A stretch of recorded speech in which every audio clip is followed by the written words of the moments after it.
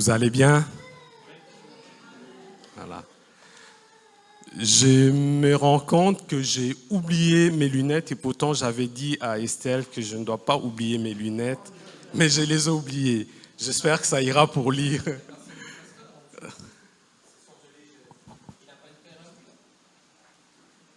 Ouais, il y a une paire, mais on verra.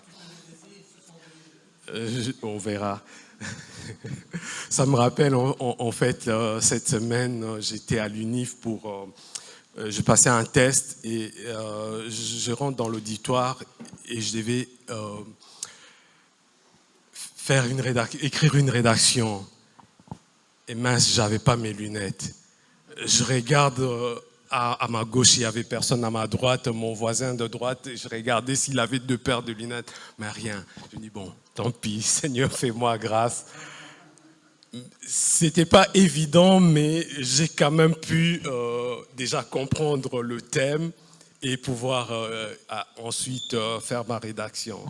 Bon, Dieu m'avait fait grâce, mais c'était pas évident quand même, puisqu'il fallait bien saisir ce qui était écrit, les instructions et tout ça, mais bon, peu importe. Voilà. Vous savez, dans les évangiles, Jésus parle des lois du royaume des cieux.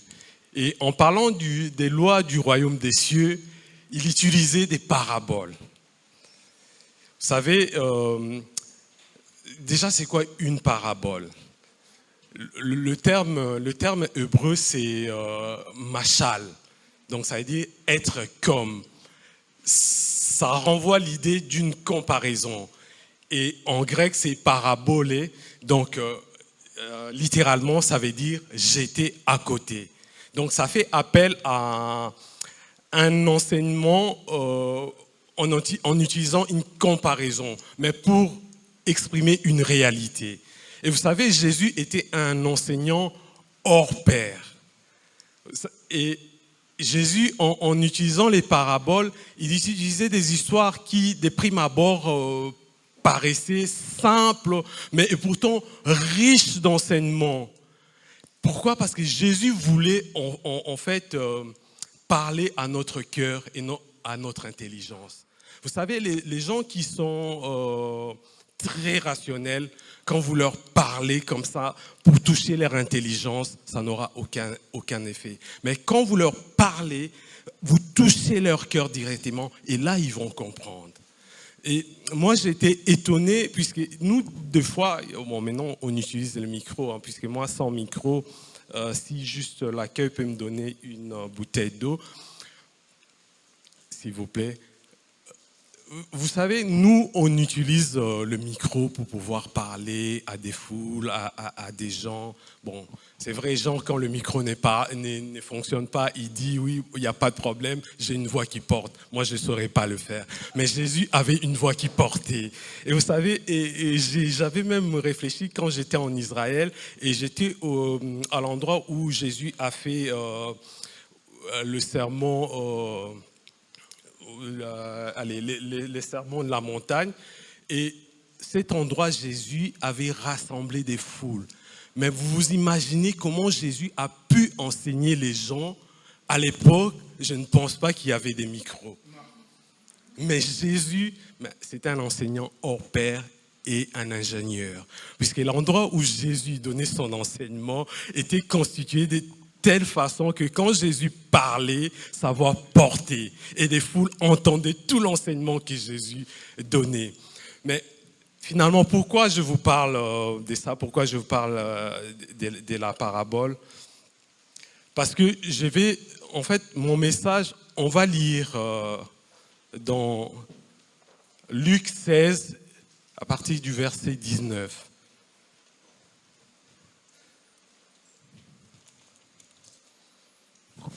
Merci Tiffany.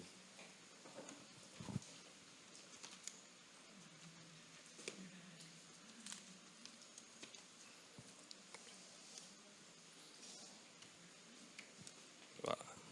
Permettez-moi, s'il vous plaît.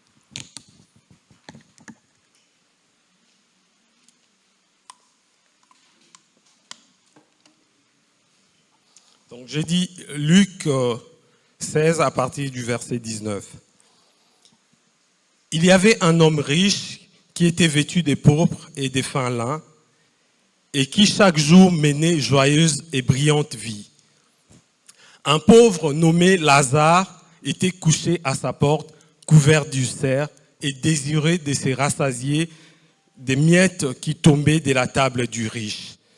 Et même les chiens venaient encore lécher ses ulcères. Amen. Est-ce que vous pouvez dire à votre voisin Lazare? 3 fois. Lazare. Lazare. Owen, Lazare. Je continue la lecture. Retenez bien ce nom, Lazare. Le pauvre mourut. Je vais lire là. Le pauvre mourut et il fut porté par les anges dans le sein d'Abraham. Les riches mourut aussi et il fut enseveli. Dans le séjour des morts, il leva les yeux. Petite parenthèse, dans certaines versions, on parle du séjour des morts. Le terme qui est utilisé, c'est Hadès. Donc, c'est en grec, ça veut dire le séjour des morts. En hébreu, le terme, c'est Sheol, pour signifier le séjour des morts. Dans le séjour des morts, il leva les yeux et tandis qu'il était en proie au tourment, il vit de loin Abraham et Lazare dans son sein. Il s'écria, « Père Abraham, aie pitié de moi et envoie Lazare pour qu'il trempe le bout de son doigt dans l'eau et me rafraîchisse la langue, car je souffre cruellement dans cette flamme. » Abraham répondit, « Mon enfant, souviens-toi que tu as reçu tes biens pendant ta vie et que Lazare a eu les maux pendant la sienne. Maintenant, il est ici consolé et toi, tu souffres. D'ailleurs, il y a entre nous et vous un grand abîme, afin que ceux qui voudraient passer d'ici vers vous ou de là vers nous ne puissent le faire. » Le riche dit, « Je t'ai pris donc, Père Abraham, d'envoyer Lazare dans la maison de mon père, car j'ai 5 frères. C'est pour qu'il leur atteste ces choses, afin qu'ils ne viennent pas aussi dans ces lieux de tourment. » Vous remarquez, malgré là où il était, il a quand même eu pitié de ses frères. Il dit pour que ses frères ne connaissent pas le même sort que lui. Franchement, ça c'est aussi une leçon. Voilà, on peut continuer. Abraham répondit, « Ils ont Moïse et les prophètes qu'ils écoutent. » Et il dit, « Non, Père Abraham, mais si quelqu'un des morts va vers eux, et ils se repentiront. » Et Abraham lui dit, « S'ils n'écoutent pas Moïse et les prophètes, ils ne se laisseront pas persuader quand même quelqu'un des morts ressusciterait. » Amen. Vous savez, cette histoire que Jésus présente à son auditoire, avant d'aller plus loin pour Auguste, le titre du message, c'est, je ne vais pas être original, hein, c'est l'homme riche et Lazare. 2 points, quelle leçon? Pas point d'interrogation, mais point d'exclamation. Pour genre dire, waouh, quelle leçon de vie. Voilà. Donc, dans cette histoire, on voit que Jésus présente 2 personnages principaux. Et ces 2 personnages principaux, un, c'est l'homme riche, qui n'est pas nommé, et l'autre, c'est Lazare, qui est nommé. Ça veut dire quelque chose. Et on remarque en fait, ces 2 hommes, durant leur vie sur terre, ils ont reçu des situations différentes. L'homme riche vivait dans le luxe. Par contre, Lazare était dans une situation déplorable, dans sa misère, dans sa pauvreté. Mais Jésus avance, tout d'un coup, les 2 personnages meurent et les situations s'inversent. On voit que Lazare se trouve dans les seins d'Abraham. En fait, dans la pensée juive, quand on parle du sein d'Abraham, ça renvoie l'image du paradis. Et l'autre se retrouve dans Hadès, dans un lieu de tourment. Et il fait appel à Abraham. Mais vous voyez, cette situation est un peu troublante. Dans la vie, chacun a reçu une part d'une certaine situation. Et après, la situation s'inverse. C'est drôle, hein? Vous savez, dans cette histoire, quand Jésus est en train de parler à son auditoire, donc il parle à un auditoire, comme j'avais dit, parabole, c'est une situation où Jésus veut enseigner une réalité. Et cette histoire, ça nous donne vraiment des enseignements très riches et un aperçu du monde de l'au-delà. Mais donc quand Jésus parle à son auditoire, c'est un auditoire qui connaissent la situation que Jésus est en train de décrire. Donc ils étaient sûrement habitués à voir des hommes riches, des richesses, des grandes maisons et tout ça. Mais de l'autre côté, ils étaient aussi habitués à voir des mendiants dans les rues. C'est pour cela que Jésus présente une histoire. Quand Jésus va parler aux gens, il va parler aux gens de quelque chose que les gens vont comprendre. Donc c'est une situation que les gens avaient l'habitude de vivre. Et Jésus nous donne en fait ces récits. Et moi, en étudiant ces récits, j'ai relevé quelques points, quelques enseignements pour nous. C'est pour cela que j'ai dit, l'homme riche et Lazare, quelle leçon! Le premier point ou la première leçon que j'ai relevée, c'est, vous savez, c'est la connexion avec Dieu. La connexion avec Dieu. Vous savez, l'homme riche avait tout. Il a tout reçu sur terre. Les richesses. Mais cette histoire suggère que l'homme riche n'avait pas de connexion avec Dieu, ou n'avait pas un cœur intègre, ou n'était peut-être pas juste. Je n'ai rien contre la richesse et Jésus ne voulait pas non plus condamner la richesse.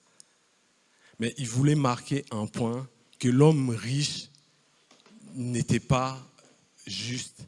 Il n'avait pas une connexion avec Dieu. Et même Jésus lui-même dit, il est facile, je pense que c'est dans Matthieu 19, 24, il dit, il est facile à un chameau d'entrer dans le trou d'une aiguille qu'est d'un riche rentrer dans le royaume des cieux. Pourquoi?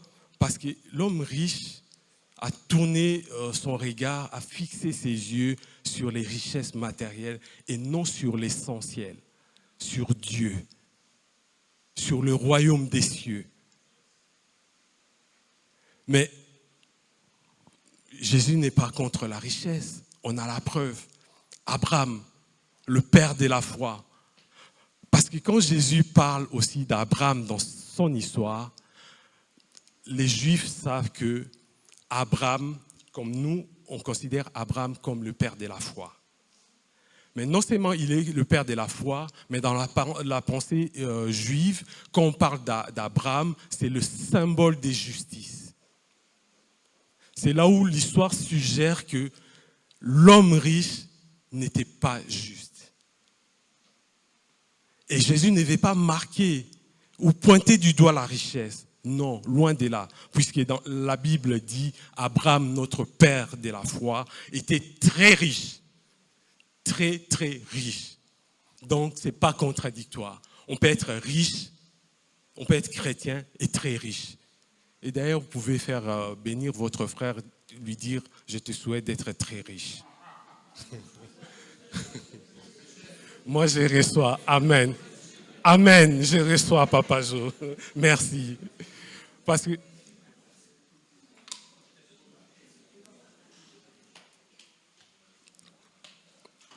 donc, on doit vraiment faire attention. Ce n'est pas la richesse qu'on veut pointer du doigt, mais c'est le cœur de l'homme riche qu'on veut pointer du doigt. Et l'histoire suggère finalement que, comme je l'ai dit, l'homme riche n'avait pas de connexion avec Dieu. Mais par contre, quand on prend Lazare, on peut dire que Lazare, c'est quelqu'un qui avait une connexion avec Dieu, malgré sa situation, malgré sa pauvreté, malgré ses ulcères. Mais c'est quelqu'un qui avait une connexion avec Dieu. Tout à l'heure, je vous ai dit, dites 3 fois à votre voisin, Lazare, Lazare, Lazare. Vous l'avez dit. Mais ce n'est pas innocemment. Lazare, si vous savez, Lazare, c'est un nom grec, mais qui vient d'un nom hébreu qui veut dire, enfin, un nom hébreu, Éléazar. Et ce nom hébreu, Éléazar, veut dire tout simplement Dieu mon aide ou Dieu m'a aidé. Donc, quand tu proclamais à ton voisin, Lazare, Lazare, Lazare, tu proclamais en même temps que Dieu, c'est ton aide. Dieu, c'est ton aide. Et c'est là où l'histoire suggère que l'homme pauvre avait une connexion avec Dieu. Déjà, de par son nom, on dit, il s'appelait Lazare, donc Éléazar, Dieu mon aide, Dieu m'a aidé. Parce qu'il était dans une situation où il pouvait se dire, pourquoi moi cette situation, pourquoi cette misère et tout ça. Il avait toutes les raisons de rejeter Dieu. Mais on va voir Lazare dans l'au-delà, les situations s'inversent. Lazare est à côté d'Abraham. Parce que Lazare était juste devant Dieu. Et il avait une connexion avec Dieu, malgré la situation qu'il vivait. Vous savez, c'est facile, hein, quand on est dans la misère, dans la pauvreté, de rejeter Dieu. De condamner Dieu, de dire, oui, voilà, tous les maux, c'est à cause de Dieu. Je vais vous raconter une petite histoire. Une fois, on était à la maison, quelqu'un vient sonner à la porte. Et Estelle, mon épouse, va ouvrir à la porte. C'était un SDF qui dit, excusez-moi madame, j'ai besoin d'argent, ma mère vient de décéder, je dois enterrer ma mère, mais je n'ai rien. C'était du côté des Lièges, il me semble. Qu'est-ce qu'on a dit à la personne? Ben, écoutez, on n'a pas grand-chose, on lui a donné un petit peu, et puis on a dit, ne partez pas comme ça. Estelle a été dans la cuisine, elle a pris un tupperware, elle a mis c'était des pizzas dans le tupperware et on a donné au SDF. Il est parti, mais plus loin dans la rue, il est allé sonner encore dans une maison et la maison là, le gars lui a donné beaucoup d'argent, beaucoup plus que ce que nous on lui avait donné. Mais bizarrement, le gars est revenu à la maison sonner. Il dit, ben voilà, plus loin là-bas, quelqu'un m'a donné de l'argent. Il dit, mais est-ce que vous ne pourriez pas me conduire à aller prendre mon bus? C'était bizarre. Mais le gars, il t'a donné plein d'argent. Pourquoi tu n'as pas demandé au gars de t'accompagner à l'arrêt du bus? Je dis, ok, il n'y a pas de problème. Je prends les clés de la voiture. Il rentre dans la voiture. C'était difficile pour moi. J'ai conduit en apnée. J'ai conduit en apnée, mais on a quand même commencé à discuter avec ce SDF. Et entre parenthèses, le SDF était en train de manger la pizza. Qu'est-ce qu'il s'est régalé! Et pourtant, c'était une bête pizza. C'est comme si c'était la première fois qu'il mangeait la pizza, quoi. Ah, qu'est-ce que c'est bon, il part. J'ai dit, et puis, on a commencé à parler. Je voulais un peu savoir l'histoire du monsieur. Et puis, il me dit, à un moment donné, je lui pose la question, je dis, vous croyez en Dieu? Il a hésité, il a dit, mais si Dieu existait, mais pourquoi cette misère? Pourquoi tous ces genres de choses?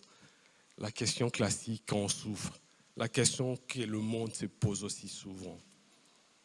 Et j'ai commencé à lui parler. Et j'ai vu le gars commencer à changer son discours. Il dit, ah oui, je pense quand même que Dieu m'aide, Dieu prend soin de moi, puisqu'il regarde, il y a ça. Le gars, au départ, il était contre Dieu et du coup, son discours a changé. Et finalement, j'ai déposé les gars à l'arrêt du bus. Mais pourquoi je vous dis cette histoire? Parce qu'il est facile, quand on est dans une situation difficile, de tout rejeter sur Dieu.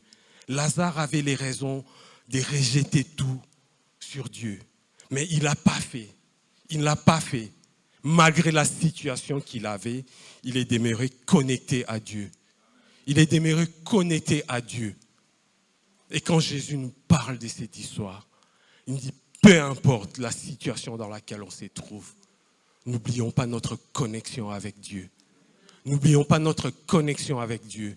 C'est cette connexion-là qui va nous tenir. Vous savez, le chant qu'on a chanté tout à l'heure, à un moment donné, il parle même dans l'abîme. Il demeure ferme parce qu'il sait qu'il sera dans les bras de son Dieu. Et ça, je pense que Lazare avait cette pensée. Vous savez, les Juifs, ils ont une tradition de transmettre la parole de Dieu, les enseignements à leurs enfants. Il a sûrement reçu l'instruction du Seigneur. Et il a gardé ça dans son cœur, malgré son état. Malgré son état. Et c'est une leçon aussi pour nous. Même quand on est dans des difficultés. Oui, on est humain. Ça nous arrive de nous fâcher contre Dieu. Mais revenons vite, sachant que Dieu lui-même est souverain et il nous prend dans ses bras. Comme le psalmiste, le psaume 73 d'Asaph. À un moment donné, le psalmiste il voit les riches prospérer. Il dit le méchant prospérer. Il dit mais c'est quoi cette histoire? Moi je crois en Dieu, mais le méchant prospère. Moi je ne prospère pas. Mais à la fin de ce psaume, on voit qu'il revient vers lui. Il s'est réjoui d'appartenir à son Dieu. Le chant disait, je t'appartiens, je t'appartiens. Lazare savait qu'il appartenait à son Dieu. Il le savait. Peu importe la situation qu'on traverse, par où on passera, mais n'oublie jamais une chose. Tu es dans les bras de Dieu. Tu es dans les bras de Dieu. Même quand tu es dans le feu ne te brûlera pas. Même si tu ressens la chaleur tu ressens. Des fois, on a une sensation de brûlure. Des fois, c'est comme la météo. Il fait 35 degrés, mais on ressent 42 degrés. Il ne fait pas 42 degrés, il fait 35 degrés. Mais tu ressens 42 degrés. Jérôme, il ne t'est jamais arrivé de ressentir ça. Tu es dans une situation, tu ressens comme si c'était la fin du monde.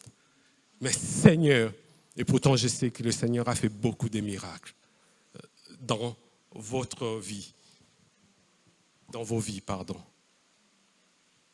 Ça, c'est une leçon à retenir. Le deuxième point, c'est les conséquences de nos actes.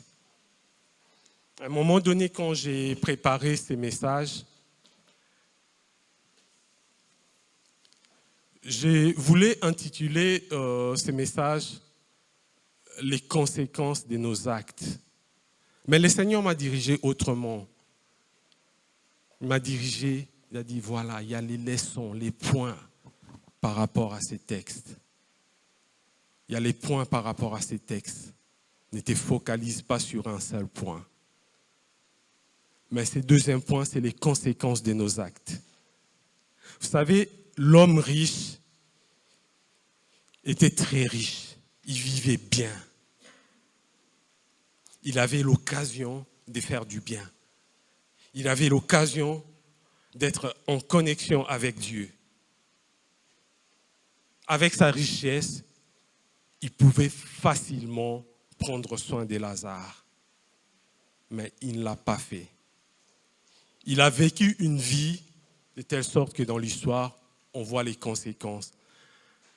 les conséquences de sa vie, les actes qu'il a posés sur terre ont eu des conséquences dans l'au-delà. Et là, les situations se sont inversées. Le gars s'est retrouvé dans Hadès, dans un lieu des tourments. Et ça, le Seigneur veut nous enseigner une chose. Les actes que nous posons ont toujours des conséquences. Il peut y avoir des conséquences directes ici sur terre, mais il y a certains actes qui ont des conséquences éternelles. L'apôtre Paul, quand il parle aux Corinthiens, quand les Corinthiens comparaient son enseignement et l'enseignement d'Apollos, qu'est-ce qu'il a dit? À la fin, l'œuvre de chacun passera dans le feu. Et à la fin, on verra l'œuvre que chacun aura bâtie ici sur terre. Si son œuvre résiste au feu, gloire à Dieu. Et si son œuvre ne résiste pas, l'apôtre Paul dit, il sera sauvé, mais par le feu. Par les feux. Et l'homme riche se rend compte d'une chose. Non seulement ses actes avaient des conséquences dans l'au-delà, mais il était trop tard de revenir en arrière. Il était trop tard de revenir en arrière. C'est pour cela que certaines personnes disent, tant qu'il y a le souffle de vie, c'est jamais trop tard. Tant que tu as le souffle de vie, tu peux toujours faire marche arrière pour réorienter ta direction, pour pointer ta direction vers le Seigneur. C'est important. L'homme riche se rend compte de cela. J'ai dit, va parler, envoie quelqu'un pour parler à mes frères, parce qu'il savait qu'après, ça allait être trop tard. Vous savez, une histoire, je me souviens en fait d'une histoire quand j'étais nouveau converti, qui est arrivée comme ça dans ma boîte mail. C'était un pasteur avec son fils et l'ami de son fils. Son fils était chrétien. Il avait déjà accepté Jésus-Christ dans sa vie. Mais l'ami du fils n'avait pas accepté Jésus-Christ dans sa vie. Et ils étaient à trois dans une pirogue. Ils naviguaient. À un moment donné, tempête. La pirogue se renverse. Les deux gamins ne savaient pas nager. Le pasteur savait nager. Qui sauvait? Qui sauvait? Le pasteur a dû faire un choix. Il a posé un acte. Il a dit, mon fils connaît le Seigneur. Je sais où il ira. Mais l'autre gamin ne connaît pas le Seigneur. Je vais sauver l'autre gamin, l'ami du fils. Il a sauvé l'ami du fils. Son fils a péri. Plus tard, les gamins étaient devenus pasteurs. Il a posé un acte, mais cet acte a eu des conséquences. Et des conséquences éternelles. Faisons attention. On peut poser des actes, mais le Saint-Esprit vient nous aider. Il y a toujours moyen de corriger les choses. Mais essayons de poser des actes qui ont des conséquences éternelles. Qui ont des conséquences éternelles. Et ça aussi, c'est un appel que je vais faire peut-être à ceux qui nous regardent sur Internet ou à ceux qui sont ici, qui n'ont pas encore accepté Jésus-Christ dans leur vie. Il est temps d'accepter Jésus-Christ comme Seigneur et Sauveur. Parce qu'après, c'est trop tard. On voit dans l'histoire l'homme juste. Il se rend compte quand on est dans l'au-delà, on ne sait pas faire marche arrière, on ne sait plus prendre une autre décision, dire oui Seigneur, je t'accepte comme mon Seigneur et Sauveur. Non, c'est trop tard. Tu as eu tout le temps pour le faire. Oh, David dit au Seigneur, Seigneur, apprends-moi à compter mes jours ici sur terre. Nous sommes des pèlerins. Mais tant qu'il est temps, prends la bonne décision, pose des bons actes, des bons choix qui auront des conséquences éternelles. Et l'homme riche, on continue dans notre histoire, l'homme riche qui demande finalement à Abraham d'envoyer quelqu'un pour parler à ses frères. Mais avant d'arriver à ces points-là, mais il y a un autre point, moi, qui m'a parlé, vraiment que le Seigneur avait mis sur mon cœur, c'est l'indifférence par rapport à la souffrance des autres. L'indifférence par rapport à la souffrance des autres. À un moment donné, quand on voit des gens, au début, on est compatissant, mais à un moment donné, on s'habitue à leur souffrance. On doit faire attention. On doit faire attention, puisqu'on ne doit jamais s'habituer à la souffrance des autres. On ne doit jamais s'habituer à la souffrance des autres. On doit faire très attention. L'homme riche, finalement, peut-être, il était habitué à voir Lazare là. Oui, c'est un mendiant. Il passait sa route, il voyait le gars en train de souffrir, mais il passait. Bon, maintenant, je ne vous dis pas d'aller commencer à aider tous les sans-abri, ça sera difficile, hein, à moins que vous soyez milliardaire, mais il faut se laisser guider par le Saint-Esprit, parce qu'on en a déjà rencontré des cas. Il y a des sans-abri, tu te sens, là c'est vraiment les démons qui agissent, qui veulent te perturber. Mais il y en a d'autres, tu sens que le Seigneur met ces sans-abri là sur ton chemin pour que tu fasses quelque chose par rapport à ces sans-abri. Je vais vous raconter une autre histoire. Je pense que je l'ai déjà racontée un mercredi ici. Vous savez, une fois, j'allais prendre mon train à la gare du Nord. Et à la gare du Nord, c'est devenu un lieu vraiment... C'est difficile. Moi, je dis, quand je vais au boulot, je pourrais aller prendre le métro et le tram, mais j'y vais souvent à pied. Et je passe par les rues derrière la gare du Nord pour aller directement vers le boulot. Mais qu'est-ce qu'on voit la misère, qu'est-ce qu'on voit la misère. C'est terrible. Et j'étais à la gare, je vois un SDF, au moins quelqu'un qui est connecté, j'espère c'est avec le Seigneur. Voilà. Je vois un SDF qui vient, qui me demande de l'argent. Là, j'ai senti dans mon cœur, niet. J'ai dit non. Il est passé. J'avance et je vois un deuxième SDF qui vient me rencontrer, demander. Je dis non. Il est passé. J'ai continué mon chemin. Je n'ai pas fait 2 pas. J'ai senti dans mon cœur un boum. J'ai fait demi-tour. J'ai couru après le SDF. Je l'ai appelé. Je lui ai dit, vous avez vraiment faim? Il me dit oui. Je l'ai pris. On est allé dans un shop, là, un market, Carrefour Market. On rentre, j'ai dit, prends ce que tu veux. Il a été prendre à manger, boisson et tout ça. On est arrivé à la caisse, il a payé. On est sorti, mais je ne voulais pas le lâcher comme ça. Et j'ai commencé à parler avec lui. Je lui ai demandé s'il connaissait le Seigneur. Il a dit, oui, je crois en Dieu. J'ai dit, tu crois en Dieu? On a parlé et puis je lui ai demandé s'il voulait accepter le Seigneur comme Jésus-Christ comme son Seigneur et Sauveur. Il m'a dit oui.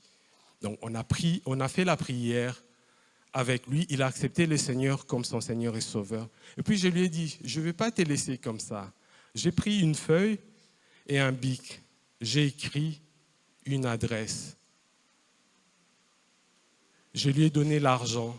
J'ai dit, cet argent, c'est pour payer le transport pour aller à cette adresse-là. Et ces gens-là vont s'occuper de toi. Ils vont t'encadrer spirituellement, si tu le veux. Pourquoi je vous dis cette histoire? Parce que on peut rencontrer des SDF. Ce n'est pas pour ça qu'on est appelé à faire quelque chose pour eux. Mais il faut sentir ce que l'Esprit vous dit. On a rencontré aussi d'autres SDF. On était prêts à aller avec ma famille. On était à Estelle, Eliakim et Eliel. Il nous a réclamé pour manger. On a dit, ben voilà, viens, on va aller acheter à manger pour toi. Mais c'est comme s'il nous avait insultés. Non! Moi, j'ai besoin d'argent. On savait qu'il voulait cet argent pour aller s'acheter de la drogue. On a dit, alors mon ami, non.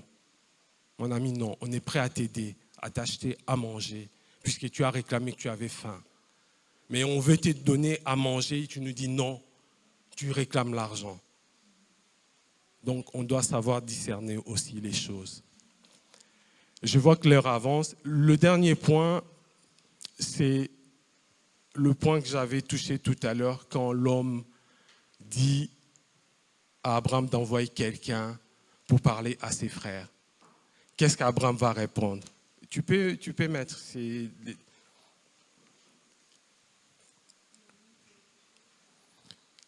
Tu peux descendre encore? Voilà. Et il dit, non, Père Abraham, mais si quelqu'un des morts va vers eux, ils se repentiront. Tu peux continuer. Et Abraham lui dit, s'ils n'écoutent pas Moïse et les prophètes, ils ne se laisseront pas persuader quand même quelqu'un des morts ressusciterait. Là, Dieu pointe la suffisance des Écritures. On doit faire confiance aux Écritures, la parole de Dieu. On a la parole de Dieu qui nous parle, Dieu dit, cette parole, elle est puissante. Il faut l'accepter. Ce qui est dommage maintenant dans des églises, les gens préfèrent plus faire confiance quand il y a un célèbre prédicateur, un prophète, un grand évangéliste des renom. Là, les gens se précipitent. Mais quand on leur lit la parole, ça ne suffit pas.